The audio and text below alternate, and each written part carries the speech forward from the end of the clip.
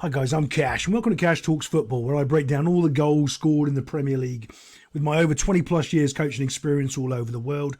I try to give you an insight into the goals scored for and against your team, and I don't particularly pick favourites. I couldn't care less. I just like to break down the technical aspect of the game and what they do right and wrong, and there's a lot of right and wrong when you're watching United nowadays. Unfortunately, I was watching the whole game and United didn't deserve anything out of this game, and that's the disappointing part. They're not going to learn anything from it. Now, I've coached so many games, so many teams, and there's one thing that we always would say as coaching, staff: football wins. What does that really mean? So if you're playing good football, you're eventually going to get good results. So you can take wins and losses because you're trying to build your system and trying to do your right thing. You can watch United all season. You can't see what they're trying to do or how they're trying to build up or what they're trying to create, which is the real problem here. They got out of jail, but it's not because they were playing good football. I mean, I can't tell you the one chance that they created that you should have gone, oh yeah, that was a goal. They should have scored that. Didn't happen. And if it didn't happen against Brentford, it's not going to happen against anybody decent. Because let's be fair, Brentford aren't a good side. And you're going to see that in the acknowledgement of this first goal of why United is so poor. Everyone is lazy, stood still, and it's like they're playing on football on a Sunday afternoon with no care in the world. Let's move this forward and show you what I mean. Bump, look how casual this is. There's 3 players on him, and for some reason Harry Maguire's played this ball into what's called a pressure pocket. They've set up for this. So what you set up for is, people call it the pivot player or the player, defensive midfielder here. They set up to squeeze him. When that ball goes in, everyone squeeze him to make it impossible for him to pass out. And the defender's job is to recognise that they're doing that and never give it to that player, because he's going to turn and immediately mess up. Guess what? He turns, immediately messes up, and now he's trying to make up for it. Poor old Casemiro. He's there now, he's diving around, looking like an idiot, when it really was Harry Maguire passed the ball into him, which he should have never have done in the first place, because Harry Maguire should never be on the field in a Man United shirt. All right, let's keep going. Bosh. There we go. Now the break starts happening, and your defensive midfielder isn't there because he had to go and make up for a pass that he was making that he should never have been put in the position in the first place. Now you can argue he shouldn't have turned, and I agree, he should have gone back to Maguire, but that would have been Maguire telling him to do that in the first place, which wasn't the case. So let's move this on and let's see what else we can see. Bosh, as we start going forward now, let's go 1, 2, 3, 4, 5 against 1, 2, 3, 4, 5. Not really ideal as a defending team to be 5v5. You don't want that. You want an extra player. Nevertheless, let's see what happens. Let's move this on. Bosh, bosh, bosh. Backing up, not making a challenge. I don't mind that. The reason I don't mind that is because there's a player making the overlap, right? Normally I'll be screaming at you to press and deal with that. But in this situation, he can't, because he's going to press there, he's going to go, and he doesn't know what's behind him because it's Harry Maguire. And I'll tell you what Harry Maguire's not doing. He's not picking up the guy in the middle of the field here. He's not paying any attention to the guy behind him here. He needs to be covering, and he's not. Watch what happens. Let's go, Bosh. All of a sudden now, Harry Maguire's gone over to squeeze a ball for no reason, panicking with all these other United players, and this is now 1v1 in the middle here. Thankfully, he's not so good at the football, so he doesn't get the pass right, and it bounces and goes everywhere. You see that ping pong? But watch this. There's a chance for a clearance right here as this ball comes across. Wait for it. Don't worry about my boominess. We'll get it right. Here, right here. You clear that. You sky it. You smash that away, regroup, and you get ready, because you don't know what's going on. Doesn't. Bomph. Passes it somehow here. What? Ricochets off. Don't worry though, they're still bad at the football, but not as bad as United's goalkeeper. That is awful. If you're letting that go in at the Premier League, you should not be a Premier League goalkeeper by any standards, any shape or form. But yet he does. This is the first goal and the only goal they score. They really don't look like they're going to score another one, to be honest. Brighton are against a team like United, maybe one chance, yeah, fair. They're away at Old Trafford. Should never happen though. Not a goal like that. Wait until I show you the other angle of how bad this keeper actually is. Here's the angle I'm looking for. Watch this. Goes. He gets to it, dives, and he doesn't do anything. If that was David De Gea, he saves that all day long. Easy, no dramas, and United go again. And 0-0, United will probably get a goal instead of panicking near the end.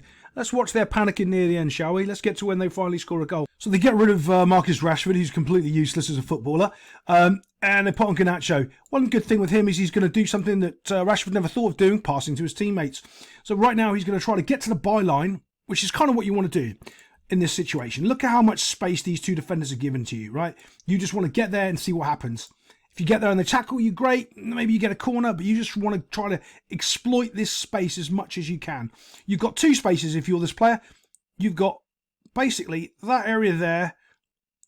Does that make sense? So you can always cut them back towards the corner flag if you can't beat them for pace. So if you're a slow player and you can't get into this space here, you can always try to drift them wide to make your extra yard to get the ball across. That makes sense. Right, let's crack this on. Bosh, of course it makes sense. He gives up the run. Shouldn't do that. Now he tries to go to the other side of him. What he does, though, is he telegraphs his play. As soon as he does that, this guy now knows exactly where he's going to try to go. Going to turn inside, Bosh, and beat both of them. The ball doesn't go out of play like it did the other week for United, and they get the cross over. Bad cross, absolutely terrible. Now, at this point, he's stretching. Can he get to it? Can the defender kick it? No, he can't. He's rubbish. Here's the point. As soon as that ball bounces, that's when the guy needs to clear it. That's the Brentford mistake right there. That goalkeeper gets it. As soon as it bounces for that defender, he smashes it away. He chooses not to. He chooses to, I don't know. Look, bang, there it goes. That's where it needs to go. But we've got to give Scott McTominay some credit. That's why we're going to rewind it a bit after that terrible clearance from that Muppet. Doof, outside of the foot. Did we see that? Let's do that again. Doof, outside of the foot and snaps it into the bottom corner. Quality finish for McTominay. Even though he's rubbish at the football, when he does something quality, that's a bit of quality. Well done, wee man. Well done. Take your plaudits, take your bows. Here's the problem, though. This was in the 94th minute out of 96. It was the first good opportunity United have scored. Created to score. And that will paper over all of the cracks in the United team. Be absolutely terrible. And that's the problem. They were better off losing and having a crisis and actually having to fix something. Now they're just going to go, we're going to be okay. They're not. They're going to get done this season. They'll lose 5 or 6-0 to someone this season because of this. I'm going to bookmark this right now because I'm going to say it. They're going to think they're going to get out of jail. They're going to play someone like a West Ham away or a Brighton away, and they're going to get absolutely tonked because this team does not work hard enough. Let's get on to the last goal. Here we go. One of those situations that I quite often talk about where your defence has sort of got a weird line and they're not defending right. Honestly, 95th minute, drop to your 18-yard box, take that space away, try to get 2 solid banks in front of them, get these players back. Like, what are you doing? What are you doing? You're just a muppet. If you want to do something, stand over here. And the reason why you stand here is because you force this player then to think about coming back to marking you. Standing there, you're not going to stop him. He's a world-class footballer. He's going to deliver that where he wants to. He's not bothered. Right, so as we play this forward... Oh, yeah, we don't want to see Ten Hag because you're bad at the football. Right, as we go forward, Bosh, here's the play I want to show you. I used to have a centre-back who used to scream at us from positions. Used to say 1 in front and 1 behind. They've got 1 in front and 1 behind, challenging Harry Maguire for this header. But having 1 in front and 1 behind means you actually have to be there. And they don't. I'm going to show you that in a minute from the other angle. But I want to give McTominay his second applaudits for the day when he gets this header. Bosh knocks it into the danger, into the mixer. Off we go. No one tracks McTominay. And he gets himself a second and he gets a goal. Good job. But it comes down from this one little point here I'm going to show you. Here it is. 1 in front, 1 behind, trying to mark. Neither of them are actually marking Harry Maguire.